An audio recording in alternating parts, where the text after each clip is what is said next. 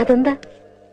പഴയ പാർട്ടികളാ ഇക്കണക്കിനാ എന്റെ ട്രീറ്റ്മെന്റ് എങ്കില് ഗംഗയ്ക്ക് വേറെ കല്യാണം ആലോചിക്കേണ്ടി വരുമെന്ന് എനിക്ക് തോന്നുന്നു. എന്തൊക്കെയാ ഈ പറയുന്നേ?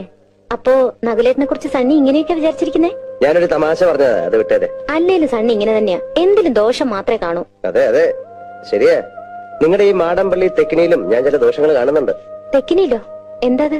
വേറൊന്നുമല്ല, അവിടെ എന്തൊക്കെയോ ചില മറിമായങ്ങളൊക്കെ നടക്കുന്നില്ലേ എന്നൊരു സംശയം. വിലപിടിപ്പുള്ള പല സാധനങ്ങളുള്ള മുറിയാ. എന്താ ഇത് കണ്ടോ?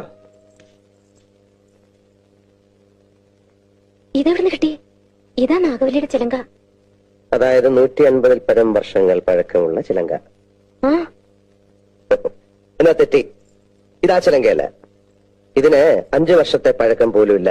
എന്ന് വെച്ചാൽ നാഗവല്ലിയുടെ വിലപിടിപ്പുള്ള ഒറിജിനൽ ചിലങ്ക തെക്കിനിയിൽ നിന്ന് പോയി എന്നർത്ഥം. എവിടെ പോവാൻ?